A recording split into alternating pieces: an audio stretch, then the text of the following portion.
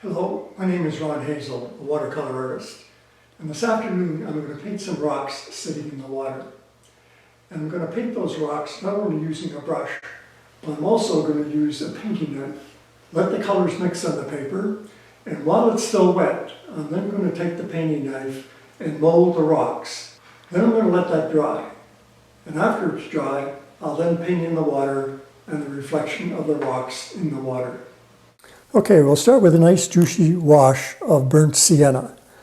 Lots of water, lots of pigment, and I'm going to draw the rocks with that wash. So we'll start off bringing the rocks down like so. And now for variety, I'm going to bring in a little bit of ultramarine deep and brown madder, which will give us a nice purple. And that purple is representing the shadow side of these rocks. Or we can even throw in a little bit of Prussian blue, which when it mixes with the burnt sienna, of course, it gives us green, which is fine. So we'll make this rock a little bigger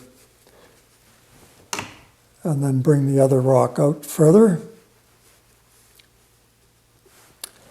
So we want a variety of color, with the cooler colors on the shadow side of the rocks and the warmer colors on the sunlit side. So we'll just let that sit for a minute. Okay, now it's time to knife out the shapes of the rocks. Now, if we try and knife out too quickly, the water's going to run back to where it was, and we're going to lose the effect. If we wait too long to knife out, then the pigment's not going to move. So let's see if we're going to get any movement of pigment here. So we bring the lit side down like so.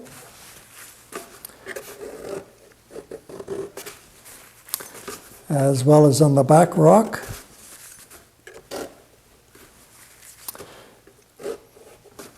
And we can indicate cracks in the rocks by varying the pressure on the knife, where most of the pressure is on the heel of the knife, and then it reduces as it goes out towards the tip of the knife.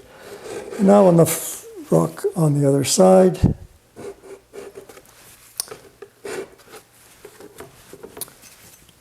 and we get the effect of a sunlit rock formation. Okay, so now we'll just let that dry for a little while, and when it's completely dry, then we'll paint the water and the reflection of the rocks. The next step is to paint the water, and we're going to make it fairly calm with a wash starting dark at the bottom and then a little lighter as we move up. So I'm going to pre-wet the paper with clean water because we don't want any hard edges in this wash. And by pre-wetting, we'll guarantee there will not be any hard edges. So clean water under the rocks and up beyond on both sides. So I'm just going to put in some Prussian blue. Fairly dark at the bottom. And as we go up, it gets lighter. And a little bit of blue beyond the rocks.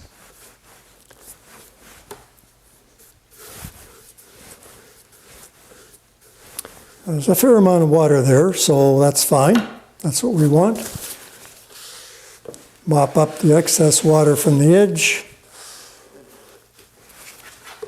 And then we'll let that dry.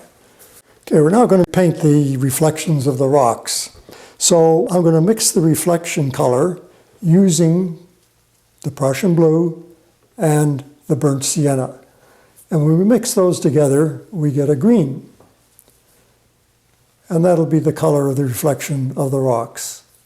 Now these rocks are, from the waterline up to the top, are rolling away from us. So as a result, the reflection itself won't be as large as the rocks. So we'll start at the bottom of the rocks and then work our way towards the viewer. And there's a little bit of action in the water, so we're going to see the reflections zigging back and forth a bit.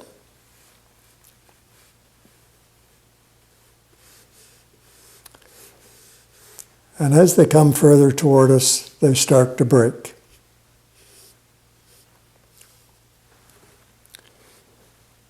And the top of the rock, of course, will be seen further down in the paper, which indicates a little bit of skipping. So that's all we need for the reflection. Okay, I'm just going to review what I've done painting these rocks. Put on a juicy wash of burnt sienna to give the general shape of the rocks. And while that was still wet, mixed in some ultramarine deep and some brown madder. And before that completely dries, just after the sheen has gone off the paper, took the painting knife and actually molded the rocks to indicate a lit side and a shadow side.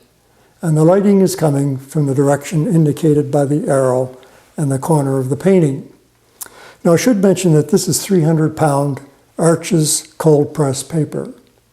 So there is a texture to the paper. There are valleys and there are peaks.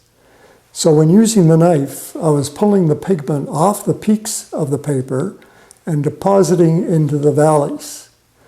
In other words, the texture of the paper is transformed then into the texture of the rocks.